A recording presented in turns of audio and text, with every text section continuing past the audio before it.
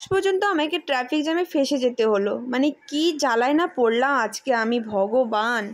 Hello everyone, আমি পূজা, নতুন একটা মিনি ব্লগে তোমাদের জন্য অনেক অনেক ওয়েলকাম।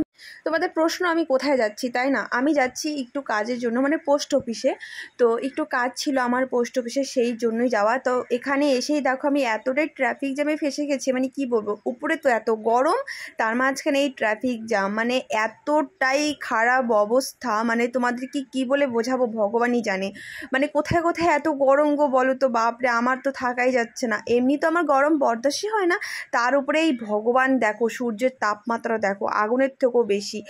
তো আমি তো ওড়না তো আমি নেই না, সত্যি কথা বলতে আমি চুড়িদারের সাথে ওড়না খুবই কমই পরি। তো আজকে মানে হঠাৎ করে পরানো, মা বললো এই রোদ্দুরের মধ্যে তুই বের হচ্ছিস, ওড়নাটা নিয়েই যা। তার মাঝখানে ছিল না ছাতা, বোন ওই ছাতাটা নিয়ে গেছে, আমার ছাতাটা তো আমার এখন হাত পুরো খালি, আমি যাবো কি করে এখন?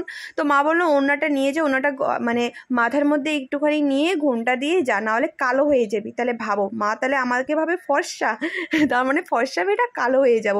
ও, তো যাই হোক, তো ওড়না নিয়ে এই যে দেখো এত রোদ্র, পুরো ঘেমে টেমে আমি ছাড়খাড় হয়ে গেছি এত গরমে।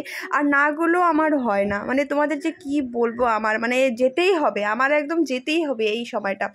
এই দেখো এই গরমের মধ্যে আমি রাস্তার মধ্যে এদিক আর ওদিক করে যাচ্ছি। এই তো আমার যেটা কাজ ছিল সেই কাজটা আমার কমপ্লিট হয়ে গেছে, এখন যাচ্ছি আমি বাড়ির দিকে রওনা দিচ্ছি। আর একটু মাছের মাথা নিয়েছি, আজকে লাউ দিয়ে মাছের মাথা করব। আর 3টা আইসক্রিম নিয়েছি, আমার জন্য, আমার মেয়ের জন্য, আর মেয়ের মামির জন্য।